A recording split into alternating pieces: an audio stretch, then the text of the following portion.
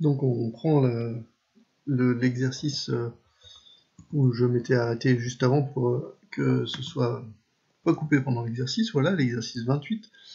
Donc indique le point A placé sur la courbe. Donc on est entre 10 et 12, à 11 heures. À 11 heures, il faisait 24 degrés. Donner les heures où la température est de 20 degrés. Donc 20 degrés, on est ici, c'est à 3 heures, à 9 heures et à minuit. À quelle heure la température maximale a-t-elle été atteinte? C'est ici, la température maximale, la température la plus haute. On est bien dans un graphique cartésien, une courbe. C'est à 17 heures. Et la température est de 30 degrés, qu'on lit sur l'axe des abscisses. Ici, l'axe des ordonnées, c'est le temps en heures. Pendant combien de temps la température est-elle... Pendant combien d'heures, pardon, la température a-t-elle été supérieure à 26 degrés?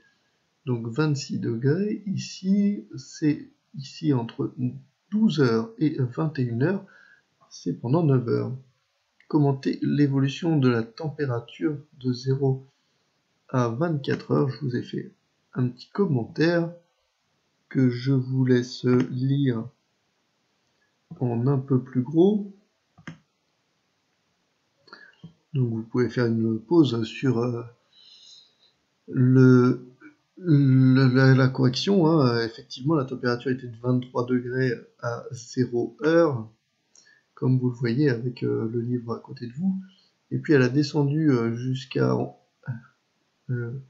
7 heures où il faisait environ 18 degrés. On n'est pas exactement sur 18 degrés ici, mais et puis on n'est pas exactement non plus sur 7 heures, mais on s'en contentera.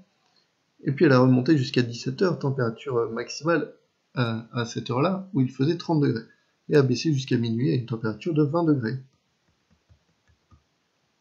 Voilà, alors exercice suivant, le 29. On a noté pendant 2 semaines la taille d'une plantule de blé.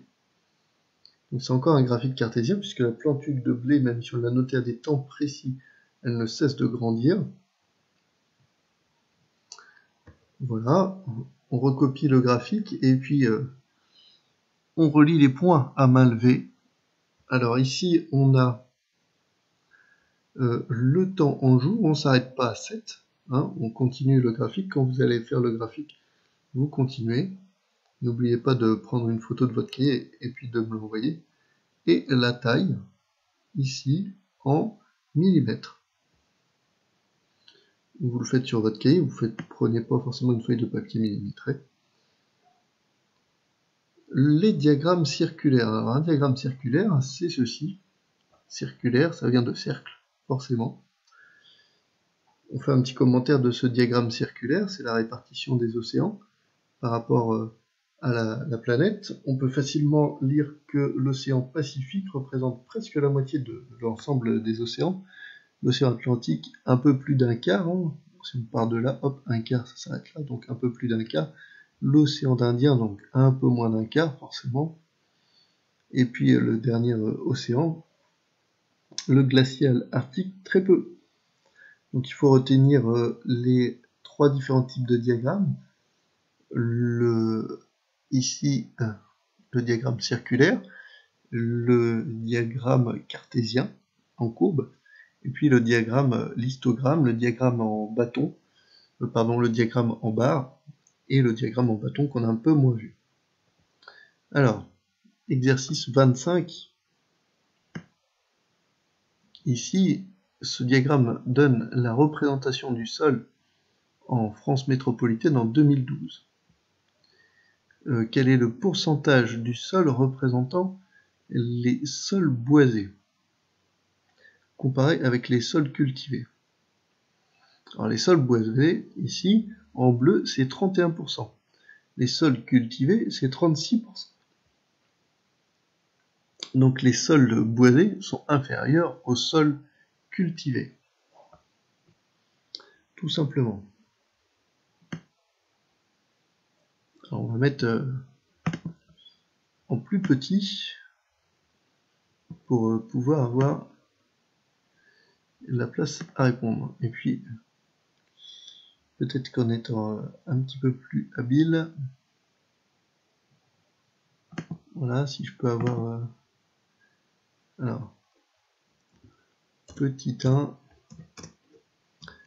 les sols boisés,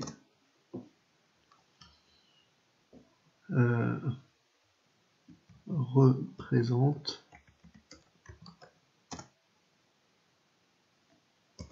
31%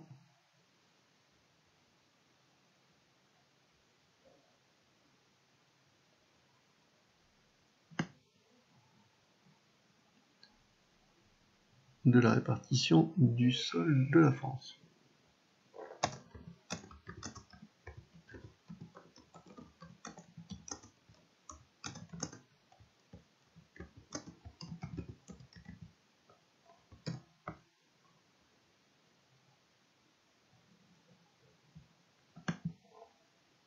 Alors, je vais réessayer.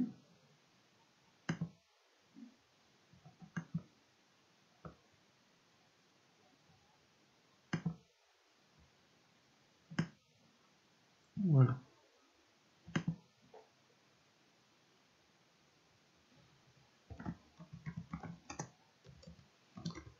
Et donc, c'est inférieur au sol cultivé avec 36%.